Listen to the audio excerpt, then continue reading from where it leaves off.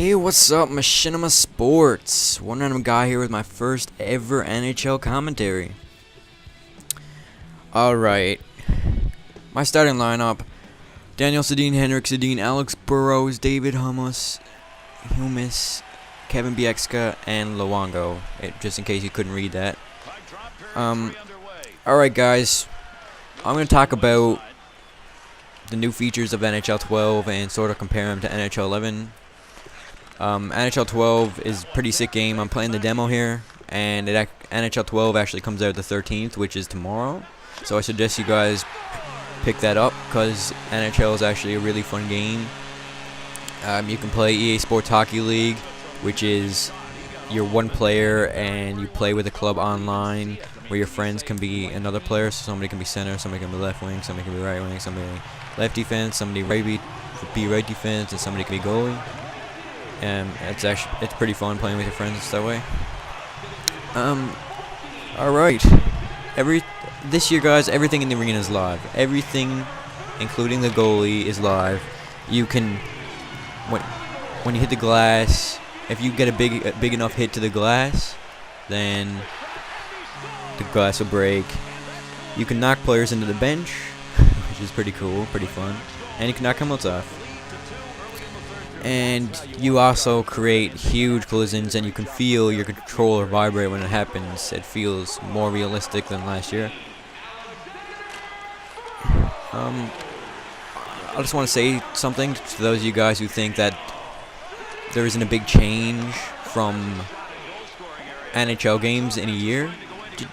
Well, from NHL 2010 to 2011 was a dramatic change. It was just amazing how much they changed that game. I mean, like, they changed the face-offs.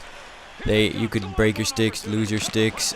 They added a physics engine instead of just animations, and it just felt like a really good game, a really clean game, and a more glossier look to it, and it was really fun to play. Hey, and I'm really good at it. I'm not complaining. But a lot of people say that over a year that EA doesn't put a lot of work into these games, and there's not really much difference, and that you should wait 2 years before putting a game out. Well, there is a big difference, in my opinion.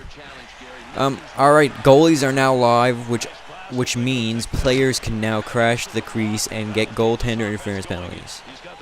So, this year, players can hit goalies, goalies can hit players. Goalies are part of the physics engine now. Last year, they were just animations. But this year, it's all live. Everything in the whole arena is just a live physics engine. There's no animations, basically. You can now also knock the net off its bearings. That's pretty cool, but between breaking the glass, getting goal interior interference, and knocking the net off, I think there's going to be a lot of whistles, which it doesn't seem like there's too much whistles, actually, but it just seems like there's going to be a lot of whistles, and it might piss some people off. But yeah, just making it more like hockey, that's all. Oh yeah, guys, this year, instead of being like 5'9" and being able to deck Zeno Chara, this year, the bigger the player, the better. Bigger players will be able to clean the front of the net. So basically, the bigger players, if somebody's in front of your goalie waiting for a pass, then the bigger players will be able to push him out of the front of the net. And yeah, so what else? What else do we got here? And smaller players will have to slip past the defense in order to create an offensive opportunity. Because smaller players won't be able to do anything strength-wise to bigger players, so they'll have to use their agility and use their speed to get past them. You can now... Oh yeah, guys, whether or not you know this, they added a new game mode called the NHL Classic. It's a big NHL event, usually placed outside on New Year's Day. And you can pick the weather and 2 teams that you want to play in the Winter Classic. So yeah, it's just a big NHL event that they added just to make the game feel like you're actually in the NHL, I guess. I don't know. Pretty cool game mode, though. But NHL is more like real hockey because